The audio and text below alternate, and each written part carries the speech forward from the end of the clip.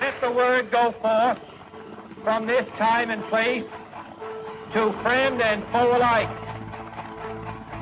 This is preeminently the time to speak the truth, the whole truth, frankly and boldly.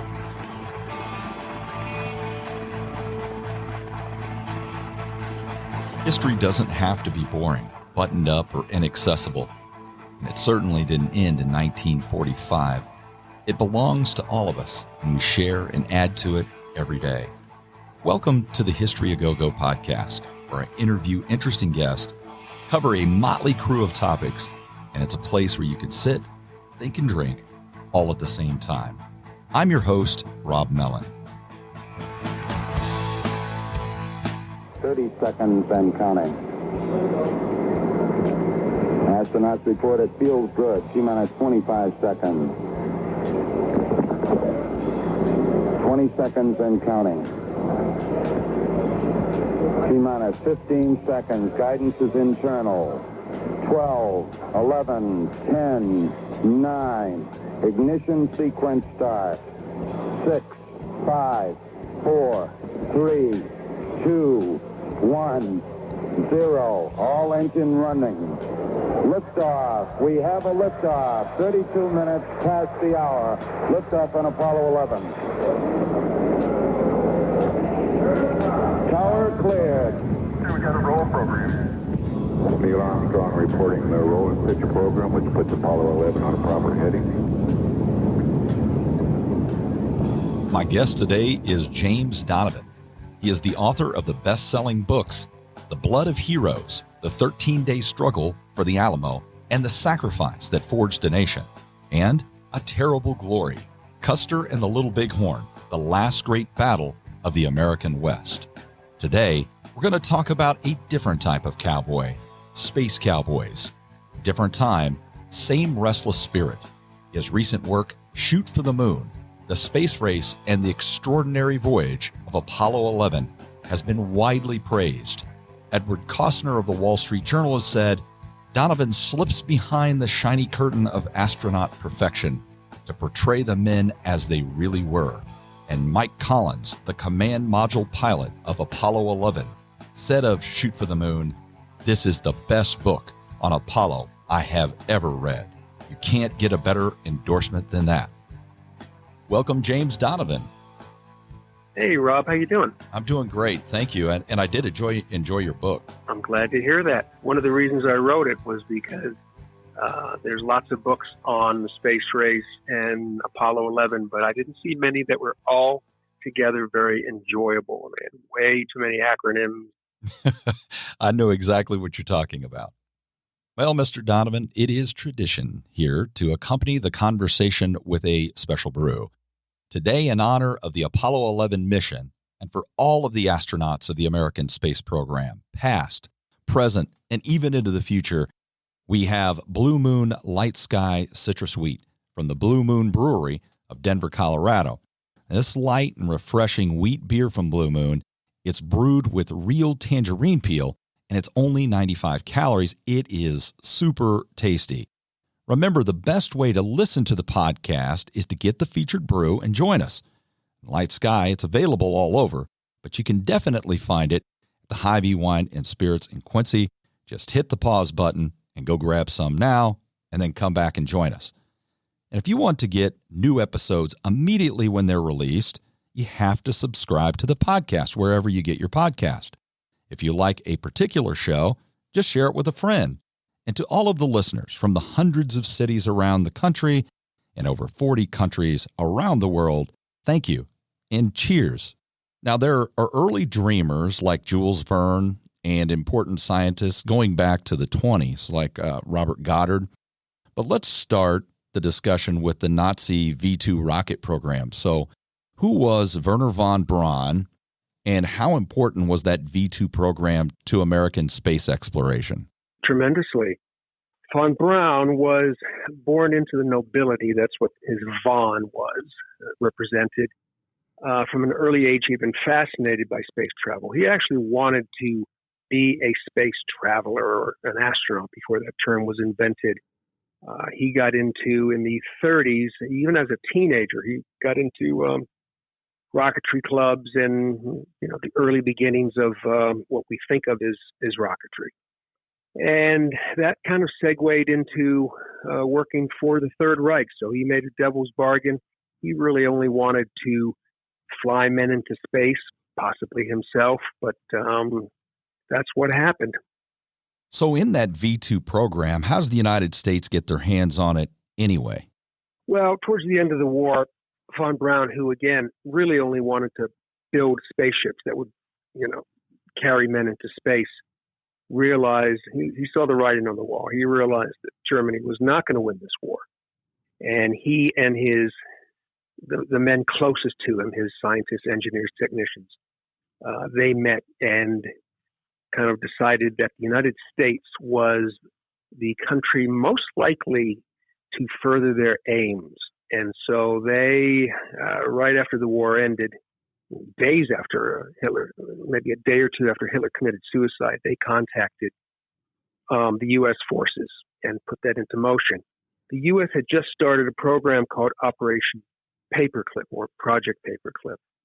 That was an evacuation of thousands of German scientists, engineers, technicians to the U.S. to help the war effort versus Japan. So they scooted all these men over there, sometimes using forged papers or records. These men aren't Nazis. But once the atom bomb was dropped twice and Japan surrendered, they started signing them to five-year contracts to start working on their very, very early rocketry projects. And that's how he and 126 other men in his program ended up at a little Army base just north of El Paso. The Marshall Space Flight Center has achieved an enviable record today in successfully meeting the problems which have confronted us in our bid to place a man on the moon in this decade. This record has been the result of teamwork and our willingness to be satisfied with nothing less than a job well done. So sometimes with Operation Paperclip, you hear that they were divvied up between the Soviets and the Americans. Did the Americans get the pick? I know Wernher von Braun was considered like essential to that V2 rocket program. So is that the case? The Americans get the pick and the Soviets just get who's left over? Or is it more complicated than that? It's a little more complicated than that. Von Braun was not only a fairly brilliant engineer, but he was also a very good manager. And he had been managing the V2 program. V2, by the way, of course, we forgot to say this, was the first long-range guided missile.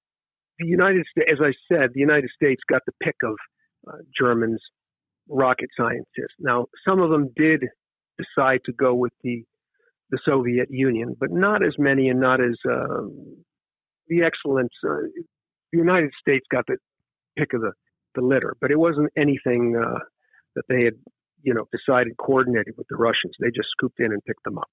So once the war's over and they have these competing rocket programs, and von Braun I think he's part of the U.S. Army rocket program, but the Navy has one. There's other rocket programs. Can you talk about that competition between those different programs within the United States itself?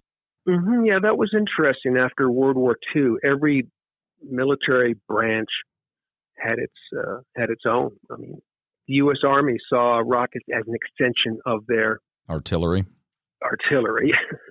and of course the new U.S. Air Force, for obvious reasons, thought it belonged to them, and the Navy, of course, had their own fighter program, and so they developed one themselves. They each had various programs, which was kind of awkward until finally in 1958, after Sputnik, then they were all kind of coordinated into NASA.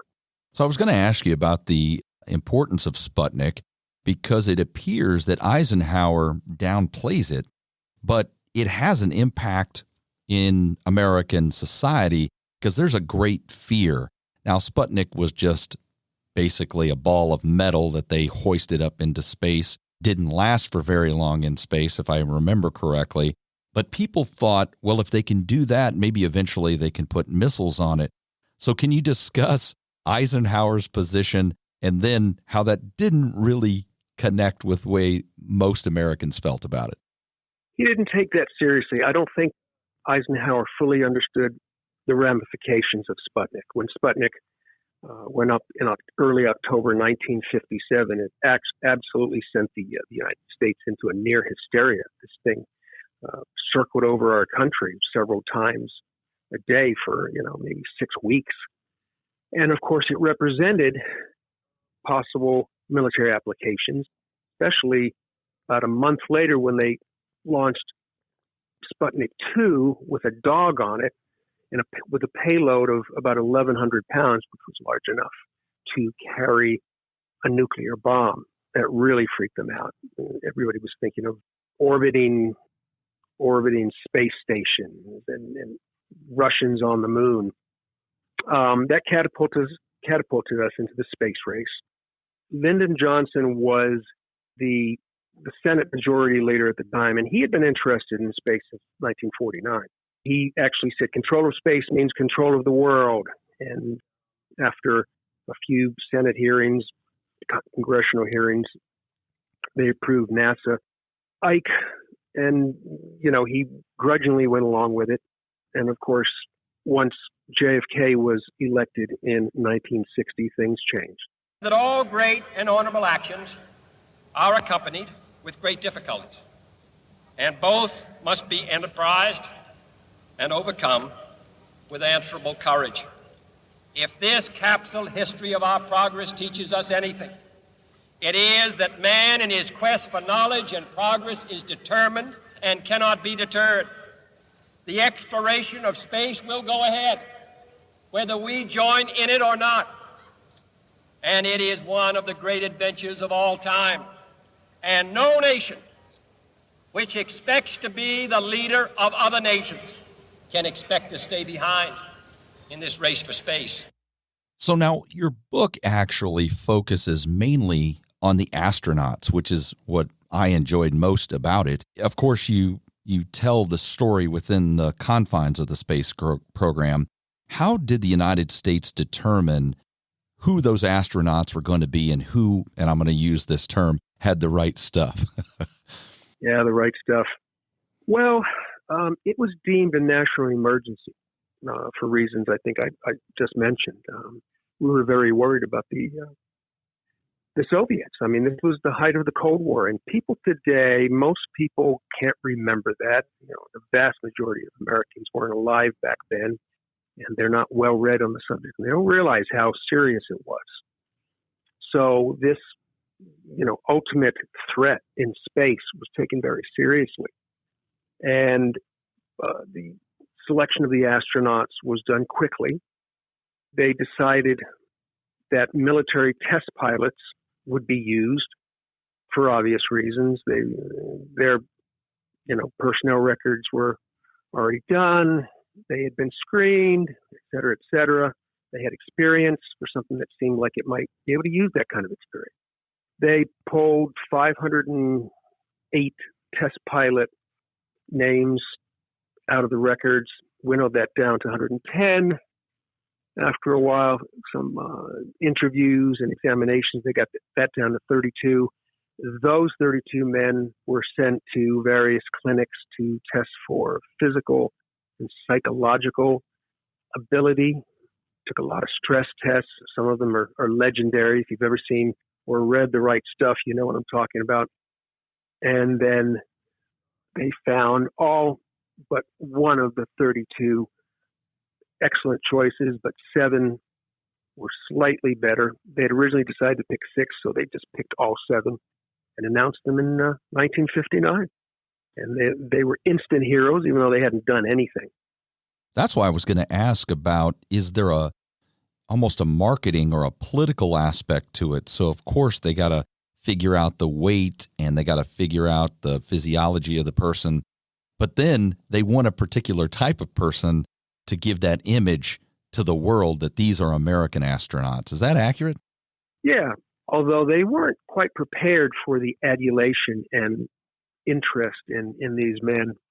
From the very first press conference after that, these men were just hounded and hounded. They decided to give Life magazine an exclusive so the men wouldn't be constantly hounded by, hundreds and hundreds of reporters from TV, radio, newspapers, magazines. And that was kind of controversial because Life magazine, an attorney, he negotiated a pretty nice deal for them. They got lump sum of money that would be meted out every year for those 7. And consequently, later when in the next years when more astronauts were chosen, the pie was sliced thinner, and some of the early astronauts were a bit resentful about that. So you mentioned the impact of Lyndon Johnson when he was in the Senate, but then JFK is elected in 1960. LBJ is the vice president. Then how does that change the whole trajectory of the space program? Well, this is how JFK was not much of a fan of space exploration. But not long after he was elected and took office, a little thing called the Bay of Pigs happened. And America had egg on its face. 2 days after that happened, and just a few months after Alan Shepard had made his first journey into space, a grand total of about 15 minutes, Kennedy had a meeting at the White House. Johnson was there, some other advisors, and one reporter, and asked them, what can we do to beat the Russians? Because the whole space, all the Russian successes, all those firsts they did, first rocket, first man in space, first this, first that, that had really catapulted them ahead of the United States on the world stage. Even in Europe, most of our, where most of our allies were, England, France, Italy, polls show that more than twice as many people believe that the Soviet Union was ahead of us technologically, scientifically. And that was a real blow to, our ego, of course, but not just our ego. I mean, it really did affect the Cold War because there were dozens of non-aligned smaller countries at this time, many of them recently decolonized after World War II, who hadn't taken sides on this, vast global tug of war between the United States and the Soviet Union. They were kind of deciding which one was the strongest, of course. That had something to do with it. And of course, technology, particularly its military applications, played a large part in that. So we had to do something, it was felt, to strengthen our prestige. And Lyndon Johnson at this meeting suggested sending a man or men and landing them on the moon. And Kennedy asked him to find out as soon as he could if this was possible. And Kennedy and JFK he had been ready for this. He talked to everybody at NASA and other places, business, politics, the Senate, and delivered a report about a week later that said, yes, it can be done. In essence, it's a large engineering problem, but if we spend enough money, we can do it. And that's what prompted JFK to say in that famous speech in 1961 that I think we should send a man to the moon before the end of the decade.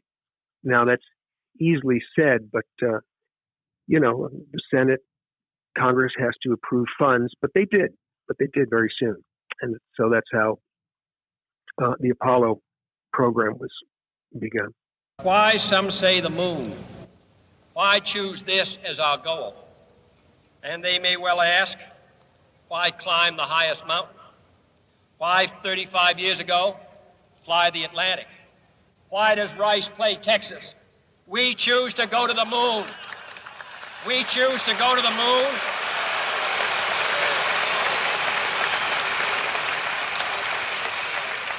We choose to go to the moon in this decade and do the other things, not because they are easy, but because they are hard. Some of the fascinating interactions are about the space program and JFK talking to these different groups, and they're not really buying into it, but he's really not taking no for an answer. So that's some of the fascinating interaction that I've looked into when I've seen some of that. Some of it recently actually declassified. In your research, did you go into that? Yeah. Oh, yeah. It was largely LBJ because he was the one putting it together. He had been kind of appointed space czar by JFK, and what we've learned about LBJ is he had a unique way of persuading others to do his bidding. He would just get in their faces and not take no, and he probably used all sorts of threats and subterfuges to get their agreement, and made all sorts of deals, which is one of the reasons why the NASA headquarters eventually made it to Houston, Texas, his home state. JFK, the language that he used kind of reverberates down through the ages, but some of the things that Lyndon Johnson said are really powerful when you go back and listen. He says things like, maybe we can show the world if we can accomplish this, maybe we can get to world peace and hunger. And I know he was a high-minded individual in those types of situations, but it seemed to him that the space program could teach the world something that we could learn internally about ourselves. Good point. And unfortunately, that didn't really happen. There have been several books written on Apollo and NASA and how they got this amazing thing done. Probably the greatest technological achievement ever. I mean, I think its only competition is, the splitting of the atom, something like, 15 years earlier. But a lot of people thought, wow, if they can do this in less than a decade, we can do anything. Eradicate world hunger, you said. I thought about how fortunate we've been all these years. If we can do all of that in such a short time, I wonder why it is that we can't put that same effort to bring good and peace to all the world. I thought as we went in the sky there this morning of the Space Act itself and its declaration that we were engaged in this endeavor to bring peace to mankind. And I don't believe there's a single thing that our country does, our government does, our people does, that has greater potential for peace than the space effort. Turns out that the way Apollo and NASA was organized was only good to do that one thing, and it didn't work for other things. So you mentioned Alan Shepard's flight. Could you talk about what that flight actually entailed, and then how his flight and John Glenn's flight helps a struggling space program, because it had struggled to that point to keep up with the Soviets? Right. They had been embarrassed by the Soviets, especially by the Yuri Gagarin flight in early in 1959. 1961. But and the odd thing was we had been getting close, but people don't realize, a lot of people today don't realize how risky things were. Half of any rockets that were launched blew up, and even people in NASA fully expected some of these men to die, during their launches. At that time, back then, we didn't even know what would happen to the human body in space, in weightlessness. Some doctors thought the eyeballs would explode, the heart would stop beating. That's just weightlessness. The brain might stop functioning. People would go berserk. So it was a huge, steep learning curve. When we finally launched Alan Shepard, I think it was about 5 weeks or 6 weeks after Gagarin's launch. He really only spent, as I said earlier, it was a 15-minute flight, 5 minutes in space in weightlessness, but it showed that we could get a man into space. And of course, Gagarin had orbited the Earth 3 times. We couldn't do that, but it was at least, something, and it really heartened the American public. And about a year later, Mercury 3, that was John Glenn's flight. Now, Glenn's was the first flight that involved an American orbiting the Earth, and he was set to orbit 3 times, but they ran into problems or perceived problems. They thought his heat shield of his capsule was not properly strapped on. There was a lot of fear he wasn't going to make it back, but he did, and he became a bigger hero than Alan Shepard, ironically. Pico. Lots of grades fired. Okay. Adjust that. Roger, 0J, and I feel fine. Capsule is turning around. Oh, that view is tremendous.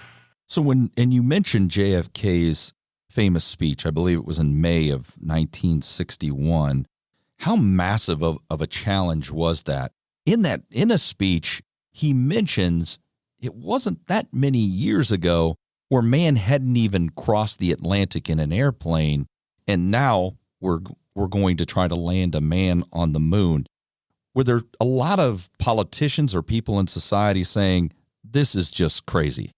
A lot of people. A London bookmaker decided that the odds of it happening before the end of the decade were 1,000 to 1. A lot of people agreed with that. It was really quite an undertaking. They needed massive rockets. They needed spacecraft to carry these men to the moon and keep them alive. And don't forget, not just getting them there, but returning them. They needed to figure out rendezvous and docking and tracking and massive launches of, 7-ton rocket. There was a lot involved, and everything had to go right. And of course, they had to throw massive amounts of money at it. In the final analysis, I think it was about $35 billion, which doesn't seem to be a lot now, but it was a lot back then. So you discussed how dangerous it was, and they specifically targeted test pilots for that reason. It had to take incredible courage for those individuals. They had to know the danger level and that many of them would not survive. Did you get an opportunity to speak to some of these individuals, and what did they say about that? Well, I talked to several, and Wally Schirra, who was one of the Mercury astronauts, wrote a book of his own, and once he said to somebody a writer who was interviewing him about it, he said, we trained out the fear. These men were, just as worried as others, and even though they didn't like to use the word afraid or fear, they liked to use the word apprehension. But in some ways, that actually was supported because, like he said, they had started small and just, increased the risk a little by little, and they had just gotten used to it. These men were military test pilots, and it had a very high mortality rate. Something like 1 in 4 military test pilots died. So, we want to say use the phrase, the right stuff. These men had it, and what that meant really was not only were they equipped psychologically and knew what they were doing, they had the skills, but they had endured under pressure situations that called for resourcefulness, ingenuity, and coolness under pressure. And that's the men who were picked for the first several classes of astronaut. Now, there were training accidents, probably most notably Apollo 204, which I think was later named Apollo 1. So what happens in that circumstance where Grissom, White, and Chaffee die in that training accident? Well, it was late 1966, early 1967 that the accident happened in January 1967. Everybody was rushing forward to get this done because really they only had, maybe 3 years to get it done if they were going to do it before the end of the decade. They did want to fulfill Kennedy's request.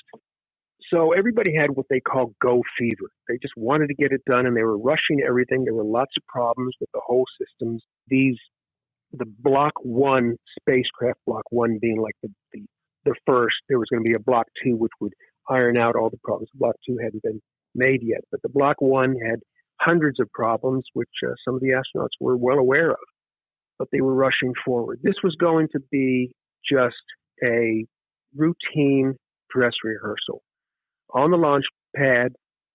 So, the engines wouldn't be activated. It would be a plugs out test, meaning it would run on its own power to see how, it could handle a full countdown.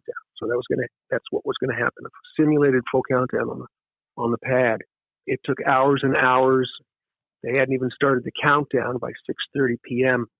that evening when something happened, some spark in the cabin, wires that touched, something like that. They're still not entirely sure, but they think it was loose wires under Commander Gus Grissom's seat, his couch. And it ripped through that pure oxygen environment, burning everything in the cabin. There were tons of flammable things, including the men. They didn't die of burns. They actually died of suffocation. They probably died of suffocation in maybe 30 seconds, although they were badly burned. The hatch was secured with 6 bolts inside. They had a wrench, so it would have taken a couple minutes at least, best possible case, to get that open. And, of course, that never happened. That was fixed. That almost sundered the entire program. There was the accident review board done by NASA. There were hearings in both houses of Congress, months and months of hearings. At the end, NASA issued a very self-critical report, and thousands of changes were made in both spacecrafts. Just 1,300 changes were made in just the command module. And they were allowed to go forward, but it really put the whole program on hold for about 17, 18 months. The audio of that, where the individuals figure out that there's a fire in the cabin, they know the circumstance, and the way that they respond, it kind of speaks to that professionalism that you're talking about, even in that most dire circumstance. Yeah, I've heard it. There's not much said besides there's a fire in the cockpit, but we know how the bodies were situated, that they were trying to open the hatches. Of course, they didn't get far. And I've listened to that tape, and there's one really nerve-wracking, absolutely terrifying scream at the end, a howl of pain that I've never forgotten. Anybody that wants to hear it can find it if you can find it on the net somewhere. So you talked about the fact that it almost halted the entire program. You also mentioned that they didn't know what impact space exploration would have on the human body. The other thing they didn't know is they didn't know exactly what would happen when they got to the moon. What were the scientists, when they get closer to eventually accomplishing it, do they start to better understand what the composition of the moon is, the atmosphere of the moon, or anything like that? Yeah, when Kennedy issued that challenge in 1961, we knew very little about the moon. We didn't even have very good photos. We started launching satellites with cameras. Ranger was the first program, then one called Surveyor, which took close-up photos before usually crashing into the moon, and then Lunar Orbiter. There were 5 each of those last 2. And so Lunar Orbiter actually mapped both sides of the moon, the far side, not the dark side, but the far side and the near side, to about 99% at something like 200 or 300 feet above the moon. They weren't even sure at the very beginning what the moon was made of, or what the surface was like, or how solid it was. A Cornell scientist named Thomas Gold claimed that it was just a hollow crust, and any spacecraft that landed on it would plummet down hundreds of feet and never be seen again. He was wrong, of course, but it took the 5 landings of Surveyor to confirm there was a solid crust, at least where the 5 surveyors landed. Of course, they knew that from pretty much the beginning that the atmosphere of the moon, there was no atmosphere of the moon. There was no atmosphere. It was just a vacuum, just like space, outer space, if you will. There's no oxygen, no pressure. So it was very dangerous. The human body can't last. You're unconscious in about 15 seconds of vacuum. Once you're the liquids in your body start vaporizing, gases start exploding within your body. In 90 seconds or so, you're dead. So as they get closer to Apollo 11, how do they determine the individuals that are going to go on Apollo 11? Are they just in a sequence? Now they have a number of astronauts in the program, and it just so happens that those three are chosen for Apollo 11 out of the sequence, or was it specifically designed? Well, more or less, you're right. It's sequence, but there were slight adjustments. From the Gemini program, which was the kind of redheaded stepchild between the single astronaut launches missions of Mercury and, of course, Apollo, there were 3 people. Gemini was a very important mission. There were 12 Gemini missions, important program. That's where we perfected all sorts of things, dealing with weightlessness, launch, docking, tracking, rendezvous, things like that, walking in space, EVA, extravehicular activities. But from when that started, the man who was kind of put in charge of deciding on crews was named Deke Slayton. He was one of Mercury 7 he hadn't been able to make a Mercury 7 flight because he had a slight heart problem. So he was given this job, in charge of personnel. But he started picking crews, and he liked in Gemini, if possible, to have a pro with a rookie for obvious reasons. And he had backup crews, 2 backup crews, and then when Apollo began, they had at least 10 or 11 or 12 Apollo missions planned very early, and of course, as we know, there were more than that. And that 3 men plus 3 backup men plus the third one, so a support crew. That's 9 men per mission, and it adds up pretty quickly because training took a long time, a year or 2. So you couldn't have men repeating missions. And what he would do would be to have the 3 men who had been backup on one mission, say Apollo 8, 3 missions later, they would be the primary crew. And that's largely what happened. Not exactly, because Mike Collins, the command module pilot, had an injury and had overcome it and gotten back full standing, and Slayton injected him into the Apollo crew. But Neil Armstrong, the command, was picked the commander, and those men were chosen, various criteria, but of course leadership, coolness under pressure, experience, things like that. And he had been working with Buzz Aldrin, and so that's how the crew was picked. In January, he told them they would be the crew for Apollo 11 that was scheduled for a July liftoff. So one of the things, and I might be mistaken about this, but when the Soviets do these space explorations or missions, it seems very secretive. But the United States, it's more public. Was that done by design as well? Absolutely.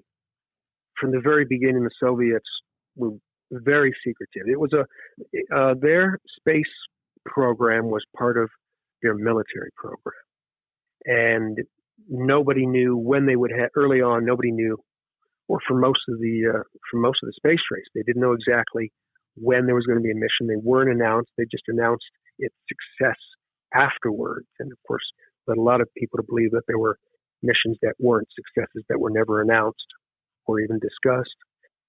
So it was a point of pride by the United States that everything was done in the open. Things were announced months and months ahead of time. The press was allowed to see just about every part of the process. And I think it made a difference to the rest of the world. As I think I told you, the space race, of course, was a part of the larger Cold War. And part of that was what they called prestige, which was a country's reputation. And that had plunged in the early years when, the first Soviet space triumphs began to appear.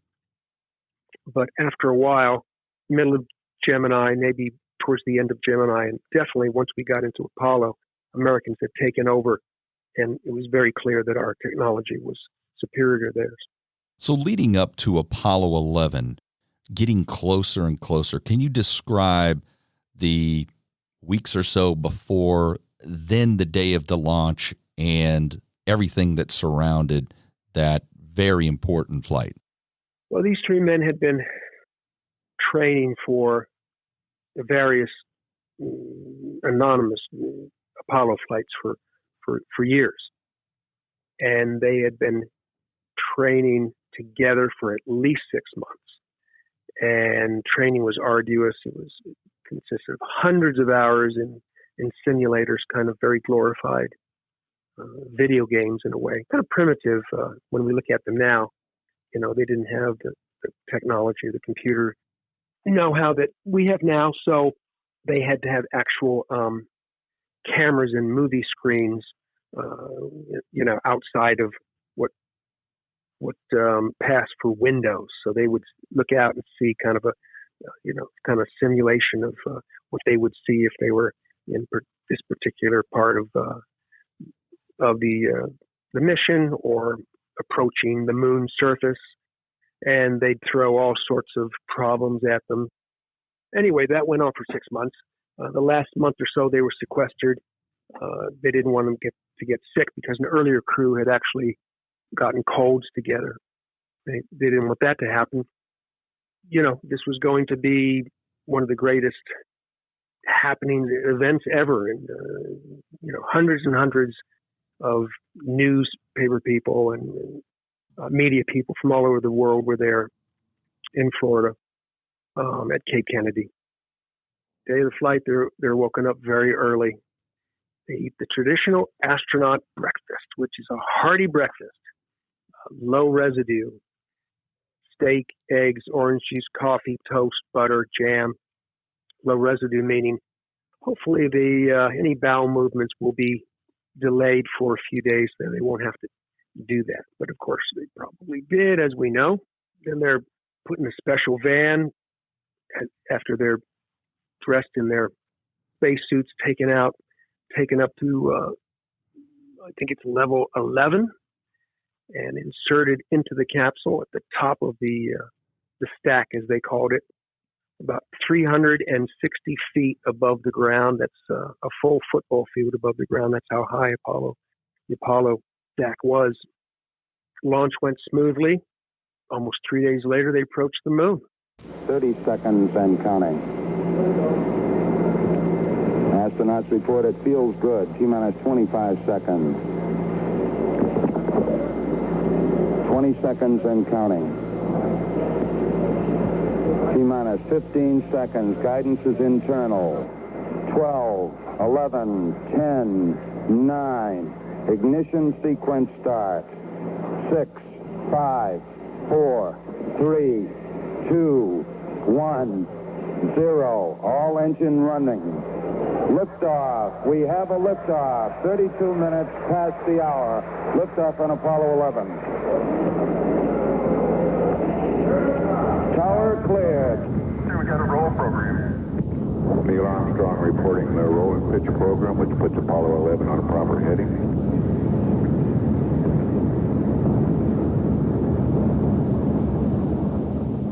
Was that 3 days the exact, was everything done to precision? I don't think any event in history has been planned more precisely. Everything was down to almost the second.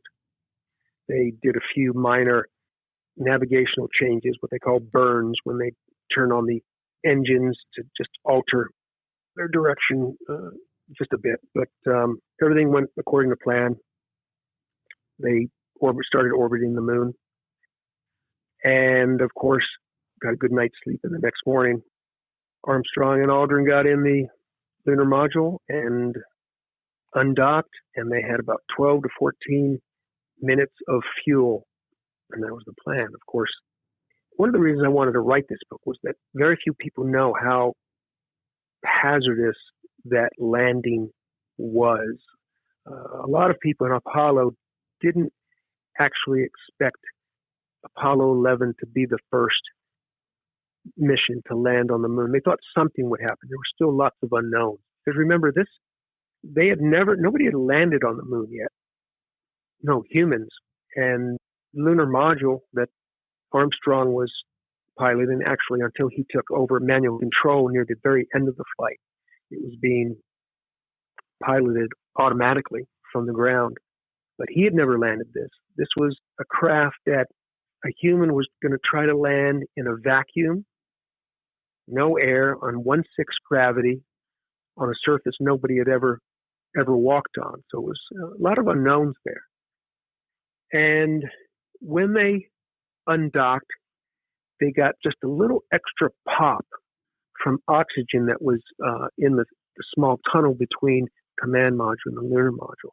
And that gave them just a little more impetus, acceleration. And by the time they got down closer to the surface of the moon, about 15 miles, 10 miles, they were going faster. They had passed the areas that they had studied on moon maps, large, photos taken by Apollo 8 and the lunar orbiter. They had studied these for hours and hours, so they know kind of where to land. But they were past that point, kind of point of no return. And of course, once there were a couple of alarms that went off, 1202, 1201 alarms that nobody had ever seen. Well, nobody there in that capsule. They didn't know what to do. They didn't know how serious this was. Fortunately, a wunderkind computer, young kid, I think he was like 24, named Jack Garman, in the back room supporting the computer specialist, mission controller Steve Bales. He knew that just meant there was an overload. It's just the very simple, basic Apollo guidance computer, 62 kilobytes of power, if you can believe that, was just reloading, going to start again. It was okay. It could land them. But by the time they kind of dealt with all those 1201, 1202 problems, they looked down and they barely knew where they were. So they had to figure out a place to land quick. The guidance computer was going to land them. It knew altitude and it knew where the surface was, and it could land them theoretically, but it didn't know where it was going to land them. And in other words, what was on that surface. And it was about to land them in a place where there were lots of large truck-sized boulders. So that's when Armstrong took manual control and started piloting it himself, scooting over the moon, looking for a decent place to land. And somewhere around then, a flight controller in mission control who was holding a stopwatch said 30 seconds. He wasn't timing an egg. And of course, everybody in mission control was just holding their breath because they knew they had heard 30 seconds. Anybody listening to the transmission on radio or TV didn't, but everybody in mission control knew what that meant. And they knew Armstrong was trying to find a place to land. Fortunately, he landed right about 15 seconds left. Quite a surprise, as I said, because a lot of the astronauts I talked to said, yeah, we figured, something would come up, some problem, and they'd, abort and come home, and maybe it would be Apollo 12 or Apollo 13. It's amazing. How long did they spend on the moon? They spent about a day. They spent about an hour and a half or so outside on the surface, setting up various experiments, 3 or 4 experiments, and just to see that we could do it. Of course, that's when President Nixon called and talked to them, patched in, and they famous photo of Buzz saluting the flag that they put up, the flag which blew down from the exhaust from when they took off the next day. They spent about 24 hours on there and tried to sleep. Didn't get much sleep. They had slings in there. And it was only 1/6 gravity, so that wasn't the problem. But there were a lot of lights and noises, kind of keep them awake. But they were keyed up, and so, they weren't exhausted or anything. There was a slight problem, as you probably know from reading the book, that when they had left this small compartment, they had to get on their knees and back out a very small door. And when they came back in, they found a breaker, piece of plastic broken laying on the floor. And that happened to be part of the engine arming system. It was necessary. And so Buzz, after discussing it with ground, took a plastic pen and popped it in, and it worked. You know, the thing that I always thought is getting off of the moon had to be almost as difficult as landing. You know, they had lots of backup systems throughout most of the Gemini and Apollo programs. Lots of backup systems. If this didn't work, this would take over, things like that. They didn't have a backup system for the Ascent engine. The Ascent engine had to work. They had tested hundreds of times, and they were fairly confident. But if the Ascent engine hadn't worked, they'd be sitting there, and they might have had about another 24 hours of oxygen, maybe. But there's nothing that Mike Collins, who was, orbiting the moon 60, 70, 100 miles above them, could have done. He couldn't have come down and got them. It's impossible. It wasn't made to do something like that. So it had to work. Fortunately, it did work. Only the top half of they didn't need the landing part, so the legs and everything. So the top half just blasted off. Used the bottom half as kind of a launch pad. Went smoothly, docked, got back to Earth, and, almost 3 days later. I'm going to ask you about something, and it always bothers me for those who deny that, the fake moon landing people, because there were so many people who risked their lives and spent, it was their life work to do that over the course of several years. When you encounter someone like that, one of those who talk about the moon landing being fake, there was a lot more to the space mission than just the moon landing or the program. But how do you address them? Well, I try to avoid them because for me, for anybody that knows anything about the program, it's like talking to somebody who tries to insist that the world is flat or the Holocaust didn't happen. The science, I'm a skeptic in a lot of areas, but on this particular point, the science, it's settled. It happened. There's so much proof. It's just ridiculous. You can go online and look at all sorts of sites and, on YouTube, and there's all sorts of videos about it didn't happen, and they'll have all these reasons, but there's reasons why all of the points they bring up to explain them, the lighting and the shadows and things like that. 400,000 people, more than 400,000 people were involved in getting it done. Contractors, subcontractors at hundreds and thousands of companies, universities, labs across the country. To think that it was some kind of conspiracy that they were all in on it's just absurd. It's preposterous. The Russians, they were our enemies at that point, and they would have known if this was a hoax, and they would have exposed it to the world. And besides, if it was to fake it, would have been almost as difficult as doing the actual thing. And if so, why did they repeat that 5 times? So I don't spend much time with those people. To me, it's insulting because it is. Grissom and White and Chafee and they weren't alone in individuals who gave their life for the program and for America for that matter. The last question I have for you is, what's the legacy of not just Apollo 11, but all of the astronauts? What do we owe all of the astronauts over the years? Well, they were obviously, this is on an obvious level, they were heroes. They were risking their lives. And yes, the technicians and engineers and scientists they're also owed a debt, but they weren't risking their lives. And that's heroic.